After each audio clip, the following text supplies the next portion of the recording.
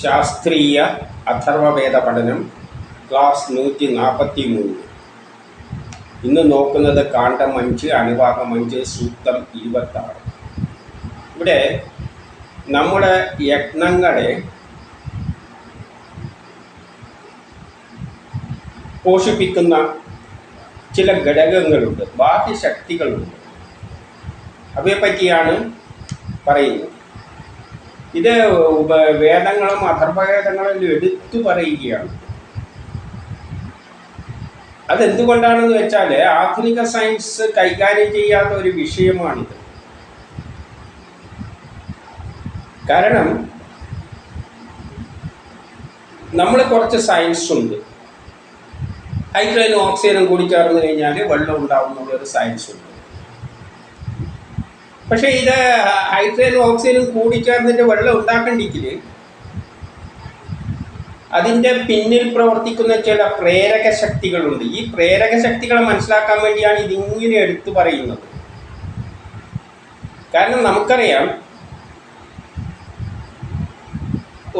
നമ്മളൊരു കർമ്മം ചെയ്യുമ്പോൾ നമ്മൾ ചില വസ്തുക്കളെല്ലാം അവിടെ കൊടുക്കുകയാണ് ചെയ്യുന്നത്.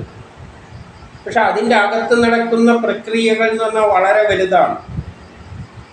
ഇപ്പം നമ്മൾ ഹൈഡ്രജനും ഓക്സിജനും കൂടി ചേർക്കാൻ വേണ്ടിയിട്ട് ആ ഒരു ഉപകരണം ഉണ്ടാക്കിയ വൈദ്യുതിയെല്ലാം കടത്തി വിട്ട് കഴിഞ്ഞാൽ അവിടെ ആറ്റങ്ങളെ വേർപെടുത്തുക, എന്നിട്ട് അവയെ യോജിപ്പിക്കുക, ഇങ്ങനെയുള്ള പ്രവർത്തനങ്ങൾക്ക് കോർഡിനേറ്റ് ചെയ്യുന്ന ഒരു ശക്തിവിശേഷമുണ്ട്. ആ ശക്തിവിശേഷം സയൻസുമാണ്. സയൻസ് ഒരു പ്രേരക ശക്തിയാണ്. അനുകൂലമായ സാഹചര്യം വരുമ്പോൾ ഹൈഡ്രജനെ പരസ്പരം വേർപെട്ട് ഓക്സിജനെയും വേർപെട്ട് ഒരു പ്രത്യേക റേഷ്യോയിൽ കൂടിച്ചേരാനുള്ള ഒരു സയൻസ് തത്വമുണ്ട്. ആ തത്വപ്രകാരമാണ് അത് കൂടിച്ചേരുന്നത്. അപ്പോൾ അവിടെ സയൻസ് എന്നതൊരു പ്രേരക ശക്തിയാണ്. പക്ഷേ സയൻസ് മാത്രം പോരാ. നമ്മുടെ ഇന്നത്തെ മാനേജ്മെൻറ്റ് സബ്ജക്റ്റിൽ സയൻസ് ഉണ്ട് എന്ന് വെച്ചുകൊണ്ട് കാര്യങ്ങളൊന്നും നടക്കില്ല. കാരണം ഒരു വീട്ടിൻ്റെ പ്ലാനെല്ലാം വരച്ചിട്ട് പ്ലാനും വെച്ച് കല്ലും മണ്ണും എല്ലാം അതിൻ്റെ ചുറ്റും അറേഞ്ച് ചെയ്ത് വെച്ച് കഴിഞ്ഞാൽ അത് വീടായി മാറില്ല. അവിടെ ഒരു മേസ്ത്രിയും അതിനൊരു സൂപ്പർവൈസറും ഇവരെല്ലാം കൂടിയിട്ട് ഏകോപിപ്പിച്ച് ഇതിനെ കോർഡിനേറ്റ് ചെയ്താലേ അത് നടക്കുള്ളൂ. അതുകൊണ്ട് സയൻസ് ഉണ്ട് എന്ന് വെച്ചിട്ട് ഒരു പ്ലാൻ ഉണ്ട്, കുറേ മെറ്റീരിയൽ ഉണ്ടായാൽ അതങ്ങ് വീടായി മാറുന്നൊന്നും ധരിക്കുന്നതിൽ ശാസ്ത്രീയതയില്ല. ഇപ്പോൾ മാനേജ്മെൻറ്റിൻ്റെ സബ്ജക്റ്റിൽ വരുന്ന തന്നെയാണ് അതിനെയെല്ലാം ഏകോപിപ്പിക്കാനും മോട്ടിവേറ്റ് ചെയ്യാനും പ്രേരിപ്പിക്കാനും എല്ലാം ഒരു മാനേജ്മെൻറ്റ് സിസ്റ്റം, മാനേജ്മെൻറ്റ് എന്ന് ഉദ്ദേശിക്കുന്നത് തന്നെ എല്ലാത്തിനെയും ഏകോപിപ്പിച്ച് കൊണ്ടുപോകുന്ന ഒരു സിസ്റ്റമാണ്. അങ്ങനെ പ്രപഞ്ചത്തിലും എന്ത് കർമ്മങ്ങൾ നടക്കുമ്പോഴും നമ്മളൊരു ഭക്ഷണം പാകം ചെയ്യുമ്പോഴും അതിൻ്റെ അകത്ത് വെറുതെ അരിയിട്ടിട്ട് വെള്ളം ഇട്ടിട്ട് ചൂടാക്കിയാൽ അതിൻ്റെ അകത്തൊരു ഇതിനെയെല്ലാം സയൻസ് ഒരു പ്രേരക ശക്തിയാണ്. സയൻസിൻ്റെ അടിസ്ഥാനത്തിൽ പല പ്രവർത്തനങ്ങളും അവിടെ നടക്കുന്നുണ്ട്. അതിനെ ഏകോപിപ്പിക്കുന്ന ഒരു ശക്തിയുമുണ്ട്. കാരണം എല്ലാ വസ്തുക്കൾക്കും ന്യൂട്ടൻ്റെ ഫസ്റ്റ് ലോ പ്രകാരം അതേ അവസ്ഥയിൽ തുടരാനാണ് ടെൻഡൻസി. എന്നാൽ അതിൽ നിന്ന് മാറേണ്ടിക്ക് നമ്മളൊരു ബലം പ്രയോഗിച്ചേ പറ്റൂ, ഒരു പ്രേരക ശക്തി ഉണ്ടായേ പറ്റൂ. ഈ പ്രേരക ശക്തിയിലൊന്നും ആധുനിക സയൻസ് അത്തരത്തിൽ കാണുന്നില്ല. അപ്പം ഈ പ്രപഞ്ചം ഉണ്ടാകുന്നതിന് പിന്നിൽ ഒരു പ്ലാനുണ്ട്. ആ പ്ലാൻ അനുസരിച്ചാണ് എല്ലാ കാര്യങ്ങളും നടക്കുന്നത്. ഒരു സയൻസ് ഉണ്ട്. സയൻസും ഒരു പ്ലാനും എല്ലാം അനുസരിച്ചാണ് കാര്യങ്ങൾ നടന്നു പോകുന്നത് പ്രപഞ്ച സൃഷ്ടി. അപ്പം നമ്മളെല്ലാം സൃഷ്ടിക്കപ്പെട്ടിരിക്കുന്നതും ചില കർമ്മങ്ങൾ പ്രപഞ്ചത്തിന് വേണ്ടി ചെയ്യാനാണ്, സൃഷ്ടിക്കപ്പെട്ടിരിക്കുന്നതും ചില കർമ്മങ്ങൾ ചെയ്യാനാണ്. അപ്പോൾ ആ കർമ്മങ്ങളെല്ലാം തന്നെ പ്രപഞ്ചത്തിൻ്റെ ആ ഒരു പിന്നിലെ ശക്തിവിശേഷം എന്താണോ പ്ലാൻ ചെയ്തിരിക്കുന്നത് അതിനനുസരിച്ചാണ് പോകുന്നത്. അപ്പം അങ്ങനെ വരുമ്പോൾ ഇതിലെല്ലാം കുറേ ഏകോപിപ്പിക്കുന്ന, നമ്മളെ തന്നെ പ്രേരിപ്പിച്ച് ജയിപ്പിക്കാൻ ശ്രമിക്കുന്ന കുറേ ശക്തികളെല്ലാം ഉണ്ട്. അത്തരം ശക്തികളെ എല്ലാം ഇവിടെ പറഞ്ഞത് തന്നെ പറയുന്നത് എന്തുകൊണ്ടാണെന്ന് വെച്ചാൽ എങ്കിലെങ്കിലും നിങ്ങൾ ഇതിനെപ്പറ്റി ഒന്ന് ചിന്തിക്കുക. ഈ നിലയിൽ എല്ലാം അങ്ങ് തോന്നുന്ന മാതിരി ആക്സിഡൻ്റലായിട്ട് നടക്കുകയല്ല. ഇവിടെ നടക്കുന്നതെല്ലാം ഒരു സിസ്റ്റത്തിൻ്റെ അടിസ്ഥാനത്തിലാണ്. ആ സിസ്റ്റം പറയുന്ന പ്രകാരമേ പോവുകയുള്ളൂ. നമ്മുടെ പ്രവർത്തനവും ആ തരത്തിൽ തന്നെയാണ് ലിങ്ക് ചെയ്തിട്ടാണ് പോകുന്നത് എന്ന് പറയാൻ വേണ്ടി അത്തരം ചില പ്രേരക ശക്തികളെയെല്ലാം ഇവിടെ പറയുകയാണ്. അപ്പം നമുക്ക് ആ സൂക്തത്തിലേക്ക് വരാം. ഹരി ഓം.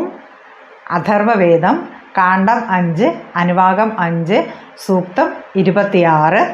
ഋഷി ബ്രഹ്മാവ്, ദേവത അഗ്നി, ഛന്ദസ് ഉഷ്ണിക് ബൃഹതി.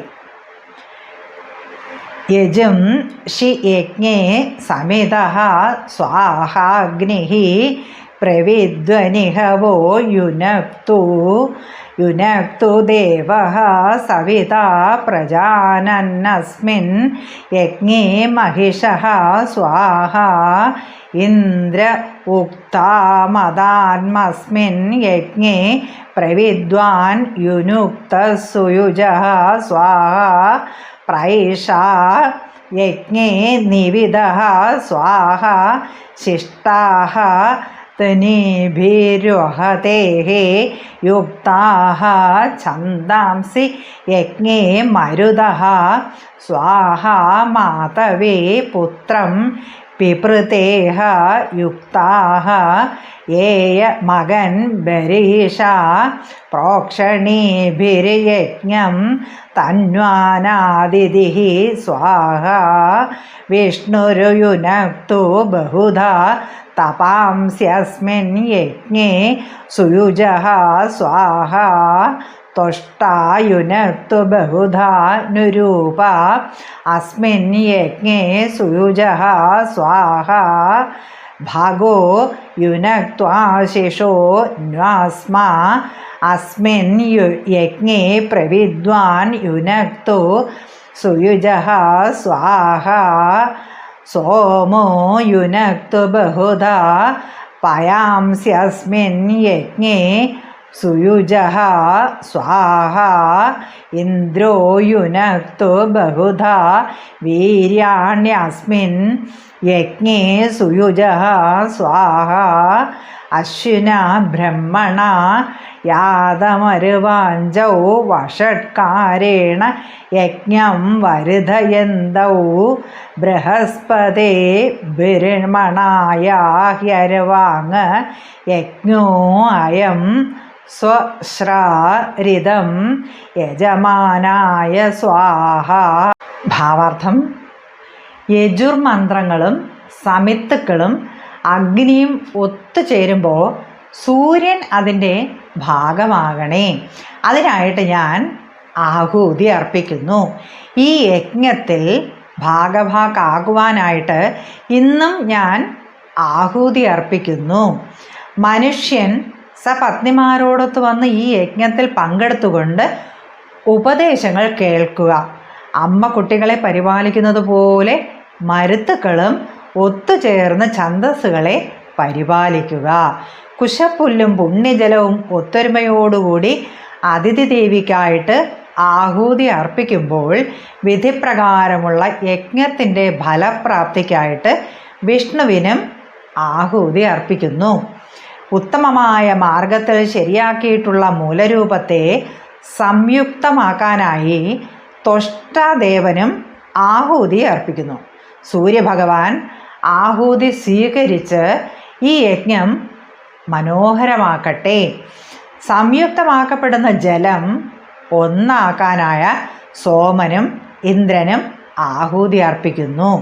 മന്ത്രങ്ങൾ സ്വീകരിച്ച് ബൃഹസ്പതിയും അശ്വനീകുമാരന്മാരും യാഗവിജയത്തിനായിട്ട് മുന്നോട്ട് വരട്ടെ. അവർ യജമാനന് യജ്ഞവിജയത്തിലൂടെ മംഗളം ഉണ്ടാക്കട്ടെ. ഇവിടെ യജുർമന്ത്രങ്ങളും അപ്പം വേദമന്ത്രങ്ങളുടെ അടിസ്ഥാനത്തിലാണ് കർമ്മം നടക്കുക. അത് തന്നെയാണ് നേരത്തെ പറഞ്ഞത്. വേദമന്ത്രങ്ങൾ എന്ന് പറഞ്ഞാൽ സയൻസാണ്. സയൻസിൻ്റെ അടിസ്ഥാനത്തിൽ എന്ത് കർമ്മവും നടക്കും. സമിത്തുക്കളും അഗ്നിയും ഒത്തുചേരുമ്പോൾ അപ്പം ശാസ്ത്രവും അഗ്നി ഊർജത്തിൻ്റെ ഉണ്ടെങ്കിൽ മാത്രമേ എന്ത് കർമ്മം ചെയ്യുകയുള്ളൂ. അതിൻ്റെ കൂട്ടത്തിൽ സമിത്തുക്കളും ചേരുമ്പോൾ, ഉദാഹരണമായിട്ട് നമ്മളൊരു ചോറ് ഉണ്ടാക്കാൻ വേണ്ടിയിട്ട് വെള്ളവും അരിയും ഇട്ട് അഗ്നി കൊടുക്കുമ്പോൾ അവിടെ ഭക്ഷണമായി മാറുന്നതിന് പിന്നിൽ എന്തുണ്ട്? ഒരു സയൻസും ഉണ്ട്. ആ സയൻസും ഉണ്ടെങ്കിൽ മാത്രമേ, അതാണ് വേദമന്ത്രങ്ങൾ. വേദം എന്ന് പറഞ്ഞാൽ പ്രാക്ടിക്കലായിട്ട് നമ്മൾ ഭക്ഷണം ഉണ്ടാക്കുന്ന എല്ലാം വേദത്തിൽപ്പെടുന്ന യജുർമന്ത്രങ്ങൾ. അതായത് സയൻസിൻ്റെ അടിസ്ഥാനത്തിലാണ് നടക്കുക. കാരണം ചോറ് എങ്ങനെയാണ് പാകം സോഫ്റ്റ് ആകുന്നതെന്ന് എന്ന് അതിൻ്റെ പിന്നിൽ ഒരു രസതന്ത്രമുണ്ട്. ആ രസതന്ത്രത്തിൻ്റെ അടിസ്ഥാനത്തിലാണ് അരിയും വെള്ളവും അഗ്നിയും കൊടുക്കുമ്പോൾ അത് വെന്ത് കിട്ടുന്നത്. ആ വേവത്തണ്ടിക്കിൽ അതിനനുസരിച്ചിട്ടുള്ള ഊർജം ഒരു പ്രത്യേക അളവ് കൊടുക്കണം. അതിന് കൂടുതൽ കൊടുത്തു കഴിഞ്ഞാൽ അത് കാടിമരിയായിക്കും, അല്ലെങ്കിൽ അത് വേവില്ല. വെള്ളം ആവശ്യത്തിനില്ലെങ്കിൽ ഇത് കാര്യം നടക്കില്ല. അപ്പോൾ ഇതെല്ലാം ഒരു സയൻസ് ഉണ്ടായി. ഒത്തുചേരുമ്പോൾ സൂര്യൻ അതിൻ്റെ ഭാഗമാക്കുക. സൂര്യൻ എന്ന് പറയുമ്പോൾ കാലമാണ് ഇതിനെല്ലാം നമ്മളെ കൊണ്ട് പ്രേരിപ്പിക്കുന്ന ശക്തി. അപ്പം ഇതെല്ലാം വരുന്നുണ്ട്. നമ്മളൊരു കർമ്മം ചെയ്യുമ്പോൾ സൂര്യൻ്റെ പ്രേരണയാലാണ്, ഗ്രഹങ്ങളുടെ പ്രേരണയാലാണ് നമ്മൾ കർമ്മങ്ങൾ ചെയ്യുന്നത്. ആ കർമ്മം ചെയ്യുമ്പോഴും അവിടെ സയൻസ് ഉണ്ട്, അതിനകത്ത് ഉപയോഗിക്കുന്ന വസ്തുക്കളുണ്ട്, അഗ്നി ഊർജവും എല്ലാം ഉണ്ട്. അതിനായി ഞാൻ ആഹൂതി അർപ്പിക്കുന്നു. അതിനായി ഞാൻ ആഹൂതി അർപ്പിക്കുന്നു എന്ന് പറഞ്ഞാൽ അതിനായിട്ടാണ് ഞാൻ ഈ വസ്തുക്കളെല്ലാം കൊടുക്കുന്നത്. സയൻസിൻ്റെ അടിസ്ഥാനത്തിൽ ഞാൻ അരിയും വെള്ളവും എല്ലാം ശരിയായൊരു പാത്രത്തിലിട്ട് കൊടുത്തിട്ട് അഗ്നിയും കൊടുക്കുന്നത് ഇതിനെല്ലാം വേണ്ടിയാണ്. അപ്പം ഇവരെല്ലാം സയൻസിൻ്റെ അടിസ്ഥാനത്തിൽ അതിനെ എന്താക്കി തരും? ചോറാക്കിയിട്ട് തരും. ഈ യജ്ഞത്തിൽ ഭാഗമാക്കുവാനായി ഞാൻ ഇന്ദ്രനും ആഹൂതി അർപ്പിക്കുന്നു. അപ്പം ഇന്ദ്രനായിക്കൊണ്ടാണ് നമ്മൾ ചെയ്യുന്നത്. നമ്മളെല്ലാം കൊടുക്കുന്നത് ഇന്ദ്രനാണ്. ചോറ് വെക്കാൻ വേണ്ടിയിട്ട് അരിയും വെള്ളവും അഗ്നിയെല്ലാം ഇന്ദ്രനെ കൊടുത്തിട്ട് ഇന്ദ്രനാണ് ആഹൂതി അർപ്പിക്കുന്നത്. ഇന്ദ്രൻ അതെടുത്തിട്ട് അരി എടുത്തിട്ട് വെള്ളം എടുത്തിട്ട് നമുക്കെന്ത് തരും? അതിനെ കൺവേർട്ട് ചെയ്തിട്ട് ചോറാക്കി തരും. അപ്പം ഇതിനെയെല്ലാം അവിടെ നടക്കുന്ന രാസപ്രവർത്തനങ്ങളുടെ എല്ലാം പിന്നിൽ അതിനെ കോർഡിനേറ്റ് ചെയ്യുന്ന ഒരു ശക്തിവിശേഷമുണ്ട്. അതാണ് ഈ ഇന്ദ്രൻ. അങ്ങനെ ഒരു ശക്തിയുണ്ട്. ഇതിനെയെല്ലാം നമ്മളൊരു ഭക്ഷണം കൊടുക്കുമ്പോൾ നമ്മളൊരു ബേസിക് കല്ലും പ്ലാനും മണ്ണും എല്ലാം കൊടുത്തു കഴിഞ്ഞാൽ പിന്നെ മേസ്ത്രിയാണ് അതിനെ എല്ലാം കൂടിയിട്ട് ആൾക്കാരെ കൊണ്ട് ചെയ്യിപ്പിച്ചിട്ട് വീടാക്കി മാറ്റുന്നത്. അതുപോലെ തന്നെയുള്ളൊരു മേസ്ത്രിയുടെ തരത്തിലുള്ള നിലയിൽ വേണം ഇന്ദ്രൻ എന്നൊരു അതൊരു പ്രേരക ശക്തിയാണ്. അതിനെ കാണാം. ഇതൊരു മാനേജ്മെൻറ്റ് വിഷയവുമായിട്ട് ബന്ധപ്പെട്ടതാണ്. ഈ പ്രേരക ശക്തികൾ, മോട്ടിവേഷൻ ഫാക്ടർ എന്നെല്ലാം വരുന്നത് ഇതെല്ലാം ഒരു പ്രേരക ശക്തികളാണ്. അതിനെ ആധുനിക സയൻസ് മനസ്സിലാക്കിയിട്ടില്ല. അതുകൊണ്ടാണ് ഈ പറഞ്ഞുകൊണ്ടിരിക്കുന്നത്. മനുഷ്യർ സ്വപത്നിമാരോടൊത്തു വന്ന് ഈ യജ്ഞത്തിൽ പങ്കെടുത്തുകൊണ്ട് ഉപദേശങ്ങൾ കേൾക്കുക. ഉപദേശങ്ങൾ എന്ന് പറഞ്ഞാൽ വേദങ്ങളിൽ പറയുന്ന തരത്തിൽ പത്നിമാരോടുകൂടി നമ്മളെല്ലാം എന്താ ചെയ്യുന്നത്? നമ്മളതിനുള്ള ആഹൂതി അർപ്പിക്കുന്നു. ചോറ് വെക്കാൻ നമ്മൾ വേണ്ട സാധനങ്ങളെല്ലാം സയൻസിൻ്റെ അടിസ്ഥാനത്തിൽ അർപ്പിക്കുന്നു. ഇന്ദ്രനും കൂട്ടുകാരെ എല്ലാം കൂടിയിട്ട് അതിനെ നമുക്ക് നല്ലൊരു ഭക്ഷണമാക്കിയിട്ട് തരുന്നു. അമ്മ കുട്ടികളെ പരിപാലിക്കുന്ന പോലെ മരുത്തുക്കളും ഒത്തുചേർന്ന് ഛന്ദസ്സുകളെ പരിപാലിക്കുക. അപ്പം മരുത്തുക്കളുമുണ്ട്. മരുത്തുകൾ എന്താണെന്ന് പ്രപഞ്ചഘടനയായിട്ട് ബന്ധപ്പെട്ട് അടുത്ത് തന്നെ കാണാം. അപ്പോൾ മരുത്തുക്കൾ, അപ്പം മരുത്തുക്കൾ നേരത്തെ പറയുന്ന വേദങ്ങളിലെല്ലാം പ്രധാനപ്പെട്ട ഒരു ദേവതയാണ് മരുത്തുക്കൾ. അപ്പം ഈ മരുത്തുക്കളെല്ലാം നമ്മളെ സ്വാധീനിക്കുന്നുണ്ട്. നമ്മളെ കർമ്മം ചെയ്യാൻ പ്രേരിപ്പിക്കുന്നതിന് പിന്നിൽ സൂര്യനും മരുത്തുക്കളും എല്ലാം ഉണ്ട്. ഇവെല്ലാം നമ്മുടെ നാഡീവ്യൂഹങ്ങളിലൂടെ നമ്മളെ കൊണ്ട് ചെയ്യിപ്പിക്കുകയാണ്. നമ്മളെല്ലാം അതിൻ്റെ ഒരു യന്ത്രക്കണക്ക് നമ്മളെ കാണണം, അത്തരത്തിൽ കാണണം. ഇതെല്ലാം പറഞ്ഞാൽ അത് ഛന്ദസ്സുകളുടെ അടിസ്ഥാനത്തിൽ മനസ്സിലാക്കുകയും വേണം. കുശപ്പുല്ലും പുണ്യജലവും ഒത്തൊരുമയോടുകൂടി അതിഥി ദേവിക്കായി ആഹൂതി അർപ്പിക്കുമ്പോൾ വിധിപ്രകാരമുള്ള യജ്ഞത്തിൻ്റെ ഫലപ്രാപ്തിക്കായി വിഷ്ണുവിനും ആഹൂതി അർപ്പിക്കുന്നു. അപ്പം വിഷ്ണു എന്നൊരു പ്രതിഭാസമുണ്ട്. ദൈനംദിന കാര്യങ്ങളെല്ലാം, ലോകത്തിലുള്ള എല്ലാ കർമ്മങ്ങളെയും അന്നുള്ള കാലഘട്ടത്തിലെ കർമ്മങ്ങൾക്ക് പിന്നിലുള്ളൊരു ശക്തിവിശേഷമാണ് വിഷ്ണു. വിഷ്ണു എന്നാണെന്നെല്ലാം നമ്മൾ വേദപഠനത്തിൽ മനസ്സിലാക്കി കഴിഞ്ഞു. അതൊരു പ്രേരക ശക്തിയാണ്. വിഷ്ണുവിലൂടെയാണ് ഒരു കാലത്തെ സംരക്ഷിച്ചു നിർത്തുന്നത്. ആ ഒരു കാലം ഉണ്ടായിക്കഴിഞ്ഞാൽ അതിനെ പരിപാലിച്ചു കൊണ്ടുപോവുക, മെയിൻറ്റെയിൻ ചെയ്തു പോകുന്ന കർമ്മ പിന്നിലുള്ള ശക്തിവിശേഷമാണ് വിഷ്ണു. അതിഥി ദേവിക്കായി ആദിത്യനെ അതിഥിയിലൂടെയാണ് സൃഷ്ടിക്രമമെല്ലാം ഉണ്ടായിരിക്കുന്നത്. അതിൻ്റെ ഭാഗമാണ് നമ്മൾ. അതിഥിയിൽ നിന്ന് തുടങ്ങി അതിൻ്റെ പാരമ്പര്യമായിട്ട് വന്നതാണ് നമ്മളും ആ കർമ്മങ്ങൾ ചെയ്തുകൊണ്ടിരിക്കുക. ഇതിനെല്ലാം കോർഡിനേറ്റ് ചെയ്യുന്ന ആദ്യത്തെ 3 ശക്തികളാണ് ബ്രഹ്മ, വിഷ്ണു, മഹേശ്വരന്മാർ. അതെല്ലാം നമ്മൾ സയൻസിലൂടെ എന്താണെന്ന് കണ്ടു കഴിഞ്ഞു. വിധിപ്രകാരമുള്ള യജ്ഞത്തിൻ്റെ ഫലപ്രാപ്തിക്കായി വിഷ്ണുവിനെ ആഹൂതി. വിധിപ്രകാരമുള്ള യജ്ഞത്തിൻ്റെ, അപ്പം യജ്ഞം എന്നത് വിധിച്ചിരിക്കുന്ന തരത്തിൽ ചെയ്യണം. ഞാൻ ഉദാഹരണം ചോറ് വെക്കുന്ന പറയുന്നതിന് കാരണം എല്ലാവർക്കും പറഞ്ഞാൽ മനസ്സിലാകാൻ വേണ്ടിയാണ്. വിധിപ്രകാരം ചോറ് വെക്കണം, യജ്ഞം ചെയ്യണം. ചോറുണ്ടാണെന്നും വെച്ചിട്ട് കുറച്ച് വെള്ളത്തിൽ കുറേ അരി ഇട്ടിട്ട് അടിയിൽ നിന്ന് ചൂടാക്കി കൊടുത്തു കഴിഞ്ഞാൽ ചോറാവില്ല. വേണ്ട അഗ്നി കൊടുത്തിട്ടില്ലെങ്കിലും ചോറാവില്ല. അധിക അഗ്നിയായി പോയാലും ചോറല്ലാവുക, പിന്നെ പായസം മാതിരിയാവും. അപ്പം വിധിപ്രകാരമുള്ള യജ്ഞത്തിൻ്റെ ഫലപ്രാപ്തി, വിധിപ്രകാരം യജ്ഞം ചെയ്താൽ ഫലപ്രാപ്തിക്കായി ആരെയും ആഹ്വാനം ചെയ്യുന്നു? വിഷ്ണുവാണ്. പ്രപഞ്ചത്തിൻ്റെ പിന്നിൽ ഇതെല്ലാം ശക്തിവിശേഷങ്ങളാണ്. ഇതെല്ലാം കോർഡിനേറ്റ് ചെയ്യുന്ന ചില മാനേജ്മെൻറ്റ് ഫോഴ്സുകളാണ്. അത് നമ്മുടെ വേദത്തിൽ നിന്ന് ബ്രഹ്മാവ്, വിഷ്ണു, മഹേശ്വരന്മാരെന്ന് പറഞ്ഞാൽ 3 സത്വഗുണം, രജോ ഗുണം, തമോ ഗുണം, അല്ലെങ്കിൽ ന്യൂട്ടൻ്റെ 3rd ലോ ഇത് പ്രകാരമെല്ലാം നമ്മൾ വിഷ്ണുവിനെയെല്ലാം കണ്ടു കഴിഞ്ഞതാണ്. ഉത്തമമായ മാർഗത്തിൽ ശരിയായിട്ടുള്ള മൂലരൂപത്തെ സംയുക്തമാക്കാനായി ത്വഷ്ടാദേവനും ആഹൂതി അർപ്പിക്കുന്നു. ഉത്തമമായ മാർഗത്തിൽ, ഇപ്പം ശരിയായ മാർഗത്തിലൂടെ നമ്മൾ കർമ്മങ്ങൾ ചെയ്യണം. ചോറ് വെക്കുമ്പോഴും വെള്ളം അരി ആദ്യം വെള്ളം തിളപ്പിക്കുക, എന്നിട്ട് അരിയിടും. ചോറിടുമ്പോൾ വെള്ളം തിളച്ചിട്ട് ഒരുമാതിരി ആകുമ്പോൾ അരിയിടുന്നതാണ്, ആദ്യം തന്നെ അരിയിടുന്നതാണ്. ഉത്തമ മാർഗം ഏതാണെന്നെല്ലാം അവരവരെ തീരുമാനിച്ചോളൂ. അതിനൊരു ശാസ്ത്രവിധിയുണ്ട്. അത് പ്രകാരം ചെയ്തു കഴിഞ്ഞാൽ ആ ചോറ് ശരിയായ രീതിയിലായിരിക്കും. ശരിയായിട്ടുള്ള മൂലരൂപത്തെ സംയുക്തമാക്കാനായി ത്വഷ്ടാദേവനും ആഹൂതി അർപ്പിക്കും. അതൊരു സംയുക്തമായി മാറുകയാണ് ചെയ്യുന്നത്. വെണ്ടയ്ക്കയും ഉരുളക്കിഴങ്ങും പരിപ്പും മുരിങ്ങക്കായി എല്ലാം ഇട്ട് കഴിഞ്ഞിട്ട് ചൂടാക്കുമ്പോൾ ഇതെല്ലാം കൂടിച്ചേർന്നിട്ട് ഒരു സംയുക്തമായിട്ട് രൂപാന്തരപ്പെടുകയാണ് ചെയ്യുന്നത്. അപ്പോൾ അതിനൊരു പ്രത്യേക ടേസ്റ്റ് എല്ലാം വരും ആ വെന്ത് കഴിയുമ്പോൾ. കാരണം ഇതിലുള്ള വസ്തുക്കളെല്ലാം കൂടിച്ചേർന്നിട്ട് അവിടെയെല്ലാം ഒരു രാസപ്രവർത്തനം അതിൻ്റെ അകത്ത് നടക്കുന്നുണ്ട്. അതിൻ്റെ ഘടനയിൽ മാറ്റം വരുന്നുണ്ട്. പലതും സോഫ്റ്റ് ആവുന്നുണ്ട്, പലതും വെള്ളത്തിൽ അലിയുന്നുണ്ട്, വെള്ളവുമായിട്ട് ചേരുന്നുണ്ട്. ഇങ്ങനെയുള്ളൊരു സംയുക്തമായിട്ട് മാറുന്നുണ്ട്. പഞ്ചസാരയും വെള്ളം ചേർത്ത് കഴിഞ്ഞാൽ പഞ്ചസാര വെള്ളത്തിൽ അലിഞ്ഞിട്ട് അതൊരു സംയുക്തം എന്ന് പറഞ്ഞാൽ കൂടിച്ചേർന്നത്, പലതും കൂടിച്ചേർന്നത്.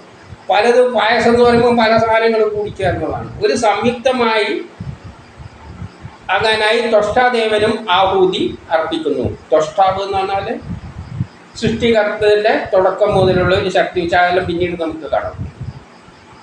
സൂര്യഭഗവാൻ ആഹൂതിയെ സ്വീകരിച്ച് ഈ യജ്ഞം മനോഹരമാകട്ടെ. ഇതെല്ലാം സൂര്യഭഗവാൻ കാലത്തിനനുസരിച്ചാണ് നമ്മൾ കർമ്മങ്ങൾ ചെയ്യുന്നത്. കാരണം രാവിലെ നമ്മൾ ദോശ ഉണ്ടാക്കും, ഉച്ചക്ക് ചോറുണ്ടാക്കും, വൈകുന്നേരം വേറെ എന്തൊക്കെ ആയിരിക്കും. അതിലൊരു സൂര്യഭഗവാനും ആഹൂതി സ്വീകരിച്ചിട്ട് സൂര്യഭഗവാനാണ്ട് അനുസരിച്ചാണ് നമ്മൾ ഈ ഭക്ഷണം ഉണ്ടാക്കുന്നത്. രാവിലെ ബിരിയാണിയും ഉച്ചക്ക് ദോശയും വൈകുന്നേരം ഇങ്ങനെ നമ്മൾ സാധാരണ ഉണ്ടാക്കലില്ല. അത് സൂര്യൻ ഓരോ പ്രത്യേക ദശയിൽ വരുമ്പോൾ രാവിലത്തെ സൂര്യൻ്റെ സമയത്ത് നമുക്ക് ദോശയാണ്, ഇങ്ങനത്തെ എല്ലാമാണ് ഇഷ്ടം. ഉച്ചയാകുമ്പോഴാണ് ഈ ബിരിയാണിയിലെല്ലാം കിടക്കുന്നത്. അപ്പോൾ സൂര്യൻ്റെ പൊസിഷൻ അനുസരിച്ചാണ് നമ്മൾ ഓരോ ഭക്ഷണം പോലും ഉണ്ടാക്കുന്നതിൽ പ്രത്യേകതയുണ്ട്. അതുകൊണ്ടാണ് സൂര്യഭഗവാൻ ആഹൂതി സ്വീകരിച്ച് ഈ യജ്ഞം മനോഹരമാക്കട്ടെ. മനോഹരമാക്കട്ടെ എന്ന് പറഞ്ഞാൽ രാവിലെ കയറിയിട്ട് ബിരിയാണിയും ഉച്ചക്ക് ദോശയെല്ലാം തിന്നുന്ന മനോഹരമല്ല. അപ്പോൾ അതിന് കാലത്തിനനുസരിച്ച് മനോഹരമായ ഭക്ഷണം വൈകുന്നേരം ചിലപ്പോൾ എല്ലാം ഉണ്ട്. ഓരോ ഇതിനെല്ലാം ഒരു അതാണ് മനോഹാരിത എന്നതുകൊണ്ട് ഇവിടെ ഉദ്ദേശിക്കുന്നത്. അല്ല സൂര്യൻ്റെ ചലനമനുസരിച്ചാണ് നമ്മളിൽ സംഭവിക്കുന്നത്. സംയുക്തമാക്കപ്പെടുന്ന ജലം ഒന്നാക്കാനായി സോമനും ഇന്ദ്രനും ആഹൂതി അർപ്പിക്കുന്നു. സംയുക്തമാക്കപ്പെടുന്ന ജലം എന്താകുന്നു? സംയുക്തമായി എല്ലാത്തിലും ജലം ചേർത്തിട്ടാണ്.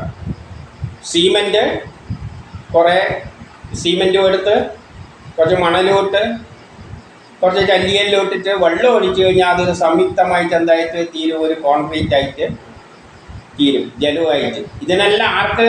സോമനും ഇന്ദ്രനും ആഹൂതി അർപ്പിക്കുന്നു. ഇന്ദ്രനാണ് ഇതിനെല്ലാം ഏകോപിപ്പിക്കുന്നത്. ഇതിനെല്ലാം അപ്പോൾ ആ ഒരു ശരിയായ കോൺക്രീറ്റായി മാറുന്നതിൻ്റെ പിന്നിൽ കോർഡിനേറ്റ് ചെയ്യുന്ന സൂപ്പർവൈസറാണ്. സൂപ്പർവൈസർ പോലെയുള്ളൊരു ബലമാണ് ഇന്ദ്രൻ. അതിനും ആഹൂതി അർപ്പിക്കുന്നു. മന്ത്രങ്ങൾ സ്വീകരിച്ച് മന്ത്രങ്ങൾ സ്വീകരിച്ചിട്ടാണ് ബൃഹസ്പതി എന്ന് പറഞ്ഞാൽ വ്യാഴഗ്രഹമല്ല, അതായത് പ്ലാനറ്ററി സിസ്റ്റം എല്ലാം കൂടിയിട്ടാണ് നമ്മൾ ഈ കർമ്മത്തിനെല്ലാം നേതൃത്വം കൊടുക്കുന്നത്. അപ്പം ഇങ്ങനെ കുറേ ഘടകങ്ങളുണ്ട് നമ്മൾ ഓരോ ദിവസവും ചെയ്യുന്ന കർമ്മത്തിൻ്റെ പിന്നിൽ. പിന്നെ അശ്വിനി കുമാരന്മാരും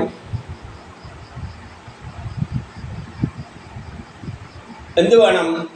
യജ്ഞവിജയത്തിനായി മുന്നോട്ട് വരട്ടെ. അശ്വിനി കുമാരന്മാരും സൂര്യൻ്റെ മുമ്പിൽ സഞ്ചരിക്കുന്ന രണ്ട് കക്ഷികളാണ്. അതെല്ലാം വേദപഠന ക്ലാസ്സിലൂടെ നമ്മൾ അശ്വിനി കുമാരന്മാരെല്ലാം സയൻസിലൂടെ കാണുമ്പോൾ കുറച്ചും കൂടി വ്യക്തത വരും. ഏതായാലും സൂര്യൻ്റെ കൂടെ സഞ്ചരിക്കുന്ന രണ്ട് കക്ഷികളാണ് ഈ അശ്വിനി കുമാരന്മാരെന്ന് സൂര്യൻ തന്നെയാണ്. സൂര്യൻ്റെ തന്നെ ഒരു വേറൊരു തരത്തിലുള്ള രൂപമാണ് ഈ അശ്വിനി കുമാരന്മാരുള്ളത്. അപ്പോൾ അവരും എല്ലാം നമ്മളെ വിജയത്തിനായി മുന്നോട്ട് വരട്ടെ. അവർ യജമാനന് യജ്ഞവിജയത്തിലൂടെ മംഗളം ഉണ്ടാകട്ടെ. അതെല്ലാം നടത്തുന്നതിന് നേതൃത്വം കൊടുക്കുന്ന വ്യക്തിക്കും എന്തുണ്ടാകട്ടെ? നല്ല മംഗളം ഉണ്ടാകട്ടെ എന്ന് പറയുകയാണ്. അപ്പോൾ പറഞ്ഞു തന്നെയാണ് പറയുന്നത്. ഇങ്ങനെ കുറേ ഘടകങ്ങളാണ് നമ്മുടെ കർമ്മങ്ങളെ നിയന്ത്രിക്കുന്നത്. നമ്മൾ എന്തെങ്കിലും എല്ലാം ഒരു റോക്കറ്റ് ഉണ്ടാക്കി വിടുകയെല്ലാം ചെയ്യുമ്പോഴും അതിനെല്ലാം ചെയ്യിപ്പിക്കുന്നത് അതിൻ്റേതായ ലക്ഷ്യമുണ്ട്. നമ്മൾ റോക്കറ്റ് ഉണ്ടാക്കി മുകളിലേക്ക് പോകുന്നതിൻ്റെ ഉദ്ദേശം കാലം എന്തിനാണത് ചെയ്യിപ്പിക്കുന്നതെന്ന് വെച്ചാൽ ബഹിരാകാശ നിലയങ്ങളെല്ലാം ഉണ്ടാക്കി വെക്കുന്നുണ്ട്. എന്തിനു വേണ്ടിയാണ്? ഒരു പ്രളയം നടക്കുമ്പോൾ നമ്മളിൽ ചിലവരെ രക്ഷിക്കാൻ വേണ്ടിയാണ്. അവർ ബഹിരാകാശത്ത് കയറി രക്ഷപ്പെട്ടതിൻ്റെ ശേഷം പ്രളയമെല്ലാം കഴിഞ്ഞ് വരുമ്പോൾ പിന്നെ അവരിലൂടെയാണ് അടുത്ത സൈക്കിൾ ആരംഭിക്കുന്നത്. ഇങ്ങനെ ഇത് സൈക്ലിക്കായിട്ട് പോയിക്കൊണ്ടിരിക്കുക. അപ്പം നമ്മളെ സ്വന്തം ഇഷ്ടത്തിനൊന്നുമല്ല ബഹിരാകാശത്തിലെ നിലയങ്ങളെല്ലാം ഉണ്ടാക്കുന്നത്. ഇതെല്ലാം എത്രയോ കാലമായി പണ്ടും സംഭവിച്ചുകൊണ്ടിരിക്കുകയാണ്. അങ്ങനെ രക്ഷപ്പെട്ടവരാണ് ഈ വേദങ്ങൾ എഴുതി വച്ചിരിക്കുന്നത്. ഒരു പ്രളയത്തെ അതിജീവിച്ച് തിരിച്ചു വന്നവരാണ് ഈ വേദങ്ങൾ എഴുതി വച്ചിരിക്കുന്നത്. ആ പ്രളയം ഉണ്ടാകുന്ന കാലത്ത് മനുഷ്യൻ എല്ലാ ജ്ഞാനവും തികഞ്ഞ് സുന്ദരമായ വസുദേവ് കുടുംബത്തിൽ എത്തി നിൽക്കുന്ന കാലഘട്ടമാണ്. അതിന് ശേഷമാണ് പ്രളയം ഉണ്ടാകുമ്പോൾ. അപ്പം കുറച്ച് പേരെന്താവും? ബഹിരാകാശ നിലയങ്ങളിലോ ചെറിയ പ്രളയത്തിലാണെങ്കിൽ ബഹിരാകാശ നിലയങ്ങളിലെല്ലാം രക്ഷപ്പെടും. അതിനുവേണ്ടിയാണ് മനുഷ്യനെ കൊണ്ട് ഇതെല്ലാം ചെയ്യിപ്പിക്കുന്നത്. ഇതെല്ലാം ഒരു യാന്ത്രികമായിട്ട് നടന്നുകൊണ്ട് പോവുകയാണ്. കേൾക്കുമ്പോൾ ഉൾക്കൊള്ളാൻ കുറച്ച് പ്രയാസമുണ്ടാകും. പക്ഷേ കാലം അത്രയും പ്ലാൻ ചെയ്തിട്ടാണ് ആ പരമാത്മാവിൻ്റെ പ്ലാനിൽ ഇതെല്ലാം അടങ്ങിയിരിക്കുന്നത്. അതിനനുസരിച്ചാണ് നമ്മളെല്ലാ കർമ്മങ്ങളും ചെയ്യുന്നത്. ഇതിനെല്ലാം കോർഡിനേറ്റ് ചെയ്യുന്ന കുറേ ബലങ്ങളുണ്ട്. സൂപ്പർവൈസേഴ്സ് ഉണ്ട്, അല്ലെ മേസ്ത്രിമാരുണ്ട്, അല്ലെ എഞ്ചിനീയറുണ്ട്. അവരെല്ലാണ് അഗ്നിയല്ല അതിൻ്റെ ഊർജമാണ്. സൂര്യനും അശ്വിനി കുമാരന്മാരും മരുത്തുക്കളും ഇന്ദ്രനും നാരദനും വിഷ്ണു മഹേശ്വരന്മാരുമെല്ലാം ഇത്തരം ചില പ്രകൃതിയുടെ പിന്നിൽ പ്രവർത്തിക്കുന്ന ചില ശക്തിവിശേഷങ്ങളാണ്. അവരാണ് ഈ പ്രവർത്തനങ്ങളെല്ലാം ഏകോപിപ്പിക്കുന്നത്. ഈ പ്രവർത്തനം ഒരു സൈക്ലിക്കായിട്ട് നടന്നുകൊണ്ടിരിക്കുകയാണ്. ആ നടക്കുന്ന കാര്യങ്ങളെല്ലാം വിവരിച്ചിരിക്കുന്നതാണ് പരമാത്മാവ് എന്ന് പറയുന്ന ആ പ്ലാൻ. അതാകട്ടെ സയൻസിൻ്റെ അടിസ്ഥാനത്തിലാണ്. അങ്ങനെ പൂർണ്ണമായ ശാസ്ത്രമാണ് വേദങ്ങൾ.